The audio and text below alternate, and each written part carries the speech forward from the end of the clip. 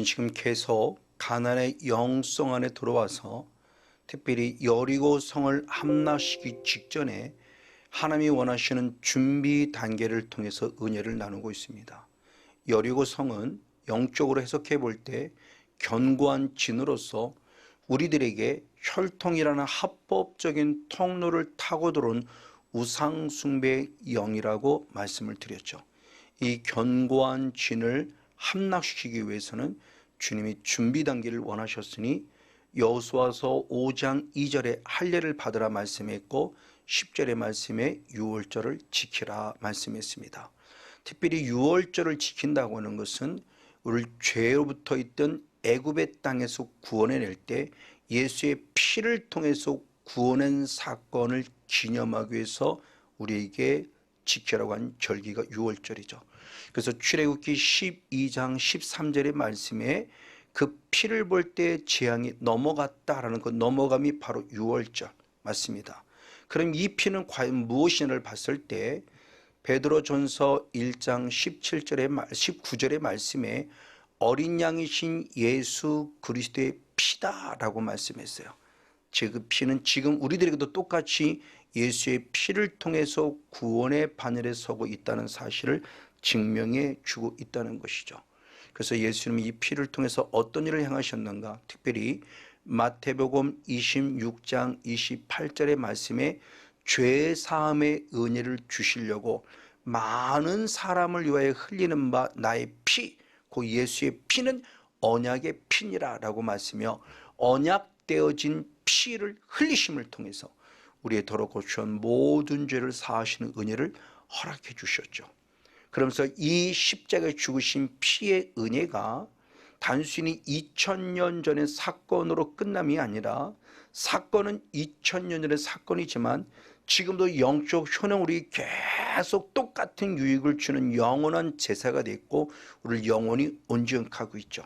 그래서 히브리서 기자는 히브리서 10장 10절의 말씀에 단번에라는 2000년의 사건을 말하고 있고 그러나 12절의 말씀에 영원한 제사대라고 말하며 영적인 축복의 효능을 말하고 있고 그것이 14절에 영원히 온전하다고 말하며 지금도 2000년이 지난 지금도 똑같이 예수 피의 능력은 나타나고 있고 우리의 죄를 사하고 있다는 사실을 강력하게 증명해 주고 있습니다. 이렇게 우리는 피를 통해서 분명히 구원함을 얻었습니다. 자, 그런데 이 성경을 통해 조금 더 구체로 잘 살펴보니까 피로만이 끝남이 아니라 피가 있은 이후에는 불이 있다라고 하는 새로운 영적 원리를 알려주고 있다는 것이죠. 피는 분명히 죄사함의 은혜를 말하고 불은 결국 성령의 은혜를 이미 구약시대부터 말씀하고 있었던 겁니다. 그래서 구약의 속죄제를 통해서 자세하게 기록되어 있는데 대표적인 말씀이 출애굽기 29장의 말씀이죠. 아론은 대제사장인 아론과 더불어 그의 아들들을 제사장으로 세울 때 가장 먼저 속죄의 죄를 통해서 제사장을 세우는 사건을 보여줍니다. 그래서 출애굽기 29장 10절의 말씀을 통해서 보면은 바로 한 마리의 송아지의 머리에 안수했다라고 표현해요. 자, 대제사장을 세우고 제사장들을 세우기 위한 하나님의 거룩한 영적 원리 가운데 바로 하나의 제물의 머리에 안수했다라고 말합니다. 안수한다는 것은 무엇을 말씀하는가? 그 말씀을 대속죄일을 기록하고 있는 바로 레위기 16장 21절의 말씀을 통해서 구체적으로 말했으니 바로 염소의 머리에 안수하는 그것이 무엇을 말하냐? 이스라엘 백성들의 더럽고 추한 모든 불의와 모든 죄를 고하는 것이다 그래요.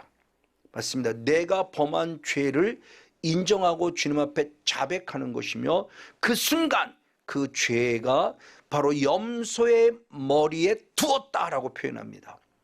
그 죄가 죄 이름을 고백하는 순간 안수를 통해서 전이되어져 염소의 머리에 두었다 그랬을 때 새번역 성경에서는 뒤집어 씌웠다라고 표현하고 있습니다. 그리고 결국 안수는 뭐냐? 내 더럽고 추한 죄를 염소면 염소에게, 양이면 양이에게, 송아지면 송아지의 머리에 안수함을 통해서 내가 죄를 시인하고 인정하고 자백하고 고백할 때 그 죄가 그대로 그 제물의 머리에 뒤집어 씌워 준다라고 말하면서 우리의 죄가 속함받는 은혜를 허락해 주고 있습니다. 그러면 죄만 뒤집어 씌워도 되느냐? 아니었습니다. 출애굽기 29장 11절과 12절의 말씀에 그 죄를 뒤집어 쓴 제물을 잡아서 죽일 때 흘린 그 피를 단에 뿌리고 바르고 덮어라 라고 말하고 있던 아주 중요한 또 다른 영적 원리를 알려주고 있습니다. 즉 그 제물이 이 성건용 목사가 범한 죄를 대신 짊어진 거죠. 그 양은 죄가 없어요. 염소는 죄가 없어요. 송아지는 죄가 없어요. 근데 성건용 목사가 지은 죄를 그의 머리에 안수하는 순간 죄가 전이 되어서 그에게 뒤집어 씌워 대신해서 죽으심으로 말미암아 우리들의 죄를 사해 준 사건을 말합니다. 이건 역시 한 마리의 어린 양이신 예수도 똑같이 이를 감당했으니 고린도후서 5장 21절 말씀에 죄를 알지 못하는 예수님께서 그 우리를 대신해서 모든 죄를 뒤집어 씌움으로 말미암음을 하나님의 의가 되게 하신 놀라운 은혜를 허락해 주셨어요. 죄가 없인 예수님에게 죄를 뒤집어서 죄인으로 만들었어요. 우리를 의롭게 하시려고. 똑같은 말씀을 베드로 역시 말했으니 베드로 전서 3장 18절 말씀을 통해서 의인이신 예수님께서 불의한 우리들을 대신하여 죄를 뒤집어 쓰심으로 말미암아 우리를 하나님께로 인도했다라고 말함을 통해서 바로 한 마리의 어린 양이 대신해서 죽으시는 사건이 엄청난 영적인 파장을 일으키는 사건을 우리에게 보여주고 있죠. 맞아요. 이렇게 피를 통해서 우리의 죄가 깨끗이 사함을 받았습니다. 그러나 하나님은 바로 29장 11절 12절로 끝나지 않고 29장 13절과 14절의 사건을 통해서 이제는 피가 있어 속죄함 받았으면 이제는 불이 있는 모습을 통해서 또한 속죄제가 완성되어야 한다는 사실을 가르쳐주고 있다는 사실이 새로운 영적 비밀로 우리에게 들려지고 있다는 사실이죠. 그래서 출애굽기 29장 13절 14절의 말씀에 내장에 있는 기름과 그리고 간 위에 있는 기름과 그리고 두 콩팥과 콩팥의 기름을 불사르고 그리고 나머지 그 숫소의 고기와 더불어 똥덩어리를 역시 불사르라. 이것이 속죄제다 라고 말씀을 통해서 피가 있는 속죄가 있었는가 반면에 불을 통해서 속죄하는 속죄제가 완성되었다는 사실을 이미 구약부터 알려주고 있었다는 사실이죠. 맞습니다. 자, 우리는 그동안 레위기 5장 9절의 말씀에도 보면 피를 통한 속죄제에 대한 개념을 알고 있어요. 우리가 보통적으로 보고 듣고 배웠던 가장 기본적인 상식입니다. 피를 통한 속죄제를 말하고 있다는 겁니다. 물론 틀리만은 아닙니다. 근데 조금 더 성경을 깊이 바라보니까 피로서만 속죄제가 끝남이 아니라 한 단계 더 나아가서 불을 통하여 하나님께 나아가고 불을 통하여 하나님께 나아가는 걸 방해하는 것을 제거함으로 말미암아 속죄제가 완성된다는 사실을 알려주고 있다는 것은 부족하지만 저에게는 새로운 충격적인 사건으로 와 닿을 수 있었습니다. 이렇게 불을 통하여 하나님께 드려지고 또한 불을 통하여 태워 제거될 것에 대한 부분을 말하고 있다는 이 가운데 먼저 출애굽기 29장 13절의 말씀을 통해서 보면은 바로 내장에 덮인 모든 기름 그리고 간 위에 있는 꺼풀 이것이 기름입니다. 기름 그리고 두 콩팥과 그 콩팥 위에 있는 기름을 취하여 단위에 불사르라 라고 말할 때 그 불사르라는 원어가 카타르라는 원어입니다. 카타라는 원어 먼저 카타라는 원어를 통해서 불살려야 될 것을 말씀하고 있어요. 피로 죄 사함 받았으면 불로 사라져야 할 것에 대한 부분을 말합니다. 이렇게 죄 사함의 은혜를 입었으면 반드시 불을 통해서 하나님께 드려지는 삶을 살 것을 말하는 거예요. 그 죄 용서받았다라고 말하면 내 마음대로 살아가는 것이 아니라 죄 피를 통해서 죄 사함 받았으면 불을 통해서 하나님께 드려져야 된다는 거죠. 그걸 역시 잘 설명했으니 레위기 5장 12절의 말씀에 분명히 말씀하기를 주님께서 제사는 그것으로 기념물을 삼아 한 움큼을 취하여 단이 여호와의 화제물에 불 살아라 그럴 때 이것이 속죄제니라 그랬어요. 자, 피로만, 조금 전에 읽었던 레위기 5장 9절은 피를 통한 속죄제였고 지금 레위기 5장 12절의 말씀에서는 불을 통하여 하나님께 드렸을 때 속죄제다 말하며 피를 통한 속죄함 받은 자의 열매 삶을 말해주고 있다고는 사실이죠. 맞습니다. 이렇게 피를 통해서 제사함 받은 자가 성령의 불을 통해 주님 앞에 새롭게 쓰임받는 일꾼이 되어야 되니 디모데후서 2장 21절의 말씀에 자기를 깨끗하게 하면 하나님 앞에 귀 쓰는 그릇이 될 뿐만 아니라 주인의 쓰심에 합당한 그릇이 된다고 말하며 늘 피를 통한 깨끗한 그릇이 될 것을 말씀해요. 맞아요. 피를 통해서 반드시 우리는 깨끗함을 받아야만 합니다. 이것이 결국 로마서 12장 1절 말씀에 자기 몸을 하나님이 기뻐하는 거룩한 산 제사로 드리는 영적 예배자의 삶을 말합니다. 바로 이렇게 하나님께 드려졌을 때 창세기 8장 20절 21절의 말씀에 노아의 방주를 통한 구원을 얻은 다음에 하나님이 주신 은혜 가운데 감사하여 제사를 올려드릴 때 정결한 짐승을 하나님께 올려드렸고 주님께서 그 향기를 흠량하셨다. 향기가 있다는 것은 분명히 불을 사용했다는 거죠.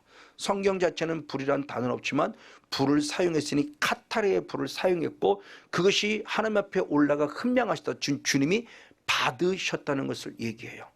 즉 불을 통해서 철저히 제3의 은혜를 받았기에 이제 불을 통해서 카타르의 성령의 불을 받고 그 불을 통해서 하나님께 드려지는 거룩한 삶이 될 것을 말하고 있다는 겁니다. 그래서 레위기 17장 6절 말씀에서는 예수의 피를 뿌리고 바르고 덮었다 한다면 이제 거룩한 성령의 불로 불살라서 향기로운 냄새가 되게 하여야 한다고 말하며 우리들의 삶이 하나님이 흠량하는 거룩한 산 제물로서 드려질 삶의 모습을 말씀해 주고 있다는 사실이에요. 근데 이렇게 향기로운 제물이 된 것은 우리에게 요구하기 전에 이미 예수님이 이 길을 먼저 걸어갔음을 보여주고 있으니 에베소 5장 2절 말씀에 예수는 친히 자기를 버리사 십자가에 죽으신 거죠. 피 흘리신 거예요. 그럼 그렇게 끝나냐? 아니었습니다. 향기로운 제물과 산축 희생 제물이 되어서 하나님께 온전히 드려졌다고 말하며 피를 통한 속죄함과 더불어 자기 자신의 성령의 불에 통해서 온전히 하나님께 드려지는 향기로운 제물이 되셨다는 것을 말씀해 주고 있다는 것은 대단히 큰 충격을 주고 있죠. 그러면서 우리들도 똑같은 말씀을 하셨어요. 그러면서 고린도서 2장 바로 14절 15절의 말씀에 그리스도를 아는 냄새를 나타내는 존재가 되어졌기에 너는 그리스도의 향기다 그래요. 사망의 향기가 아니라 그리스도의 향기가 돼서 그리스도의 향기를 드러내고 나타내는 하나님의 일꾼이 될 것에 대한 부분을 말씀하고 있다는 것이죠. 그래서 사도 바울은 빌립보 교회 성도를 축복하고 빌립보 교회 성도를 통해서 에바브로디도를 축복하면서 그들을 통해서 주어진 재물을 기뻐 받으셨다고 말하니 빌립보서 4장 18절 말씀에 바로 에바브로디도를 통해서 내게 준 이 모든 것이 하나님이 받으실 만한 향기로운 제물이요 이것을 하나님을 기쁘시게 한 것이다라고 말합니다. 단순히 물질을 말하는 것이 아닙니다. 이미 빌립보 교회 성도들이 사도 바울을 돕고자 했고 그 마음을 알아채고 에바브로디도가 그 사명을 감당함에 그 자신의 삶을 드린 것을 하나님이 향기로운 제물이라 축복하시고 기뻐하셨다고 말씀을 통해서 우리의 삶이 과연 어떤 삶이 될 것임을 잘 말씀해 주고 있다는 사실이죠. 그래요. 피로 제사함 받았습니다.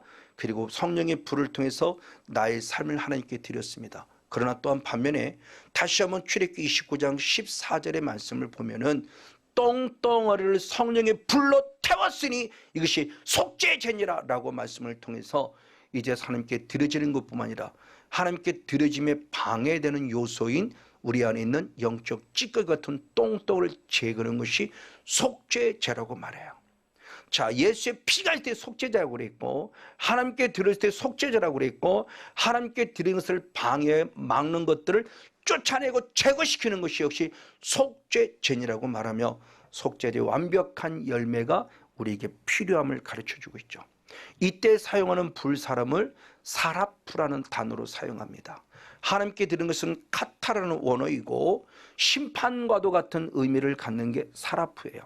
그래서 예레미야 52장 13절의 말씀에 남쪽 유다가 바벨론에게 멸망당하는 순간 하나님의 성전과 더불어 왕궁이 불살라질 거다 할 때 사라프, 그리고 귀인들의 모든 예루살렘을 살고 있는 집들이 다 불살라된 것이 사라프예요.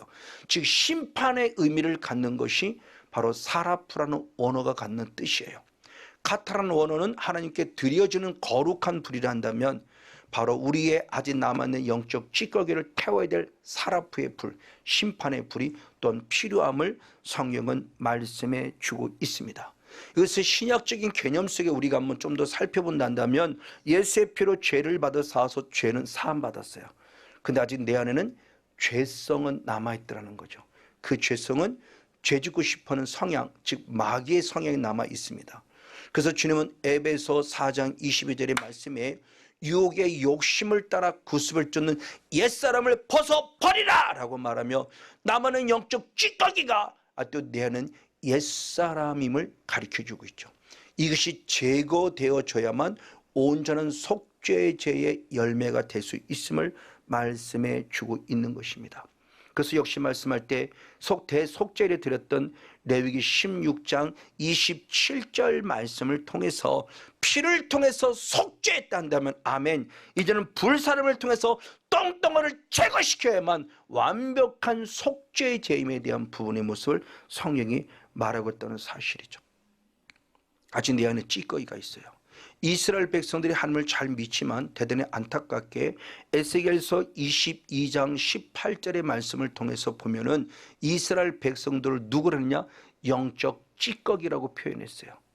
바로 이스라엘 백성들이 내게 찌꺼기가 되었다 말하며 은혜 찌꺼기라고 말하며 찌꺼기가 되어져 있는 이스라엘 백성들의 아픈 모습을 봐요. 이에 이사야 선지자는 바로 이사야서 1장 25절의 말씀에 하나님께서 칠히 말씀하기를 나는 이런 영적인 찌꺼기들 그리고 영적인 혼합물 즉 불순물들입니다. 영적인 혼합물들을 제거하기를 원한다고 말씀해요. 이게 하나님의 거룩한 뜻이에요. 이스라엘 백성을 제거하기를 원한대요. 영적 찌꺼기들을 제거하기를 원한대요. 왜? 제거가 되어져야만 본질이 회복될 수 있기 때문에 그래요. 그래서 답을 주셨으니 역시 이사야 1장 26절의 말씀에 이렇게 내 안에 영적 찌꺼기가 제거되어지고 영적 혼합물들이 제거되어질 때 놀랍게 사사들을 처음과 같이 모사들을 본래같이 회복할 것이라 말했으며 그 하나님의 사람들이 처음으로 회복될 때 그 예루살렘 성을 의의 성읍이여 신실한 고리라고 칭찬해 주었다는 거예요. 맞습니다.